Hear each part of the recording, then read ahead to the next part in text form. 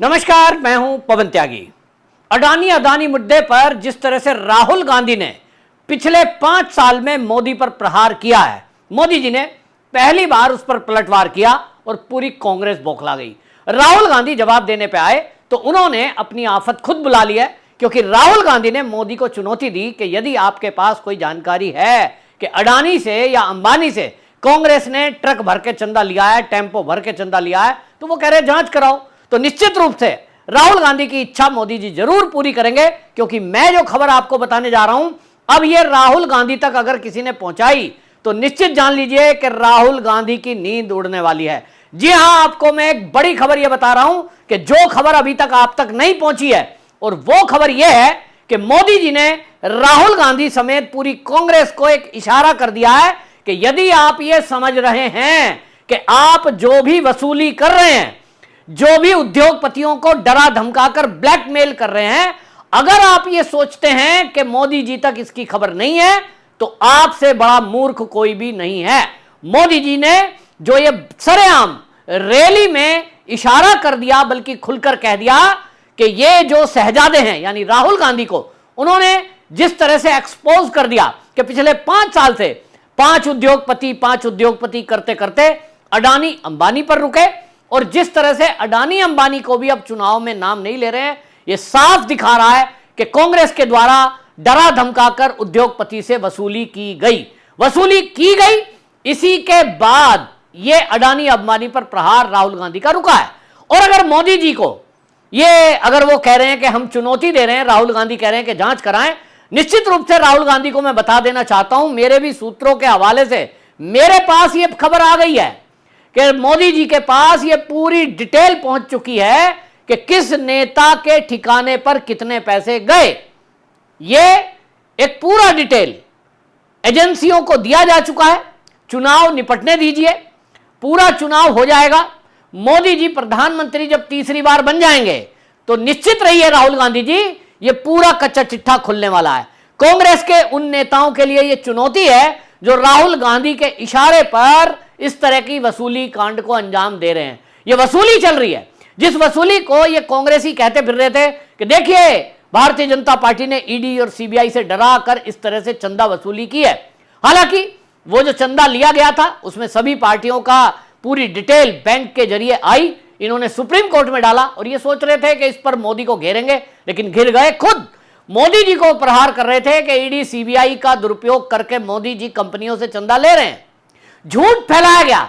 जबकि पोल यह खुल गई, जब सुप्रीम कोर्ट में डिटेल गई तो पता यह चला कि एक डीएमके, टीएमसी, आम आदमी पार्टी, इस सब ने चंदा ले लिया। अगर मोदी जी ईडी और सीबीआई को डरा कर इन लोगों से वसूली कर रहे थे तो चलिए, इनके पास तो केंद्र में सीबीआई और ईडी थी, लेकिन ममता बनर्जी के पास ऐसी कौन सी एजेंसी है कि वो उद्योगपतियों से चंदा ले रही थी? उनके पास तो ना ईडी है ना सीबीआई है। सवाल यह भी उठता है कि 40-45 करोड़ रुपया तो आरजेडी को भी मिला है, तो लालू प्रसाद के पास कौन सी एजेंसी है? डीएमके को मिला, एआईडीएमके को मिला, इन लोगों को क्यों मिला? और वो भी करोड़ों में मिला। तो कांग्रेस को भी चंदा मिला, और अब इसके बाद ये सोच रहे थे कि हम प्रहार करेंगे, मोदी के बारे में झूठ फैलाएंगे, वसूली करेंगे, और जनता देश की समझ लेगी कि मोदी जी ने वसूली करी है। ये सोच रहे थे कि इस वसूली कांड की आड़ में हम मोदी पर प्रहार करके बच निकलेंगे और हम इस चंदा वसूली कर लेंगे। आपको बता दूं, ये राहुल गांधी जो मोदी जी को चुनौती दे रहे हैं, महाशय जी आपको एक हिंट दे देता हूं, मैंने अपनी वीडियो में बोल भी दिया था। ये जो झारखंड के अंदर नोटों का पहाड़ मिला, जिसमें कांग्रेस के मंत्री जी के नौकर और उनके पीए के यहां से ये जो जखीरा मिला है नोटों का, इसका लिंक ईडी के पास है। और जैसे कि आशंका जताई जा रही थी कि वो कांग्रेस के चुनाव में होने वाला खर्च था, जिसमें नोट भर भर के लाए गए थे। अब मंत्री जी का खासम खास जो संतरी है वो पकड़ लिया गया है। ईडी को उसने सब उगल दिया है, भैया मेरे पैसे नहीं है। एक नौकर के पैसे हो भी कितने सकते हैं? नौकर की तनख्वाह 50,000 नहीं है, उसके यहां 50 करोड़ रुपए का सवाल कहां से आया? सब बता दिया। अब जब पूरी एजेंसियों को ये चीजें पता लग चुकी तो मोदी जी तक पता लगी कि भाई चल क्या रहा है तो पता चला ये नोट कहां से आए। तो ये पता लगा कि जिन्होंने दिए उन्होंने बोल दिया भैया हमें तो डरा के धमका के ब्लैकमेल करके हमसे पैसे लिए गए, या तो दे दो नहीं तो आपके ऊपर इसी तरह प्रहार किया जाएगा, बदनाम किया जाएगा। इस तरह की चीजें बताई जा रही हैं जो मोदी जी ने खुल करके बोला है। अब ये कह रहे हैं मोदी जी का भेद खुल गया, इन्होंने तो अपने पवन खेड़ा जो वहां प्रवक्ता है कांग्रेस के कह रहे हैं अरे इन्होंने तो अपने ही दोस्तों की पोल खोल दी कि वो वसूली के लिए पैसा दे रहे हैं। भैया दोस्तों की पोल नहीं खोल दी है, अब आपकी पोल खुलने वाली है। आप ये भूल गए कि जिस अडानी से कांग्रेस की सरकार जहां जहां थी, राजस्थान में उन्होंने समझौता किया, छत्तीसगढ़ में समझौता किया हजारों करोड़ का। एक तरफ आप कह रहे हो अडानी मोदी का आदमी है, मोदी को अडानी को बनाने में मोदी का हाथ है, तो फिर ये तो सच्चाई है कि मोदी जी गुजरात के सीएम थे तब से ये अडानी और अंबानी इनकी मित्रता है। क्यों ना हो, एक प्रदेश में जब कोई मुख्यमंत्री है वो उद्योगपतियों को इनवाइट करता है अपने यहां विकास करने के लिए, तो फिर मुख्यमंत्री से इंटरेक्ट तो होना ही होना है, इसमें बुराई क्या है और इसमें झूठ भी नहीं है। और इसलिए मोदी जी ने तो नहीं कहा कि मैं अंबानी को नहीं जानता, मैं गौतम अडानी को नहीं जानता, इस पर सफाई नहीं दी क्योंकि जान पहचान है, मिलकर के देश के उद्योगपति देश के लिए काम कर रहे हैं। लेकिन कांग्रेस का और राहुल गांधी का खास तौर पे एक सूत्री कार्यक्रम यह है कि देश के उद्योगपति से प्रहार करो।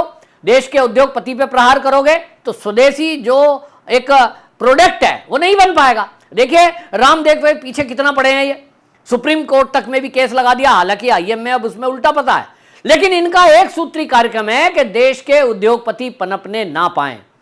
अगर देश के उद्योगपतियों को व्यापार करना है तो उनको वसूली देनी पड़ेगी। चीन की कंपनी लगेगी कोई दिक्कत नहीं है, इटली की कंपनी लगेगी कोई दिक्कत नहीं है, अमेरिकन कंपनियां भारत में लगी हुई हैं उनसे राहुल गांधी को कोई दिक्कत नहीं है। लेकिन कोई भारत का उद्योगपति नंबर 2, नंबर 1, नंबर 5 पर पहुंचता है, इनको दिक्कत होने लगती है। फिर ये कहते हैं ये देश तो जो है अडानी को बेच दिया। मोदी जी के दो दोस्त हैं अडानी और अंबानी, उनके राइट ऑफ करने को वो कहते हैं लोन माफ कर दिया। राहुल गांधी को अच्छे से पता है कि बैंक का राइट ऑफ और लोन का माफ करना वो क्या होता है। राहुल गांधी को इतनी कम अकल नहीं है, वो जानबूझकर ऐसा भ्रम पैदा करते हैं जिससे कि देश के लोगों को यह लगने लगे कि मोदी जी ने कुछ गड़बड़ की है और देश का पैसा अडानी और अंबानी को उनका लोन माफ कर दिया। पहले होता था कांग्रेस के राज में, मोदी के राज में एक भी सिंगल केस ऐसा नहीं है। लेकिन देश की जनता को झूठ बोल बोल के उनके दिमाग में बिठा देना, इसमें शायद कहीं ना कहीं राहुल गांधी कामयाब तो हुए हैं। बहुत लोग राहुल गांधी का मजाक उड़ाते हैं, कोई कुछ कहता है, कोई पप्पू कहता है, कोई कुछ कहता है, लेकिन मैं पहले दिन से आपको बता रहा हूं और दोबारा रिपीट कर देता हूं, राहुल गांधी पप्पू है नहीं, वो देश को पप्पू बना रहा है। आप मेरी बात नोट करिए ठीक से मैं क्या कह रहा हूं, वो पूरे देश को पप्पू बना रहा है। उसके दिमाग में एक अपना प्रोग्राम चल रहा है, एक विजन है और एक लक्ष्य को लेकर के चल रहे हैं जो पीएफआई का लक्ष्य है। वो पीएफआई के लक्ष्य में जितना सपोर्ट कर सकते हैं वो कांग्रेसी कर रहे हैं।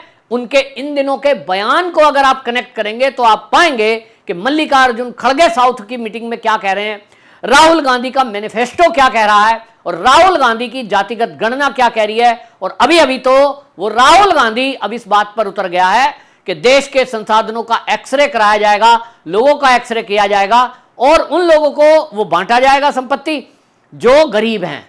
अब गरीब हैं का मतलब क्या होता है भाई, आप एक व्यवस्था के तहत करिए, लेकिन ये सोची समझी रणनीति चल रही है।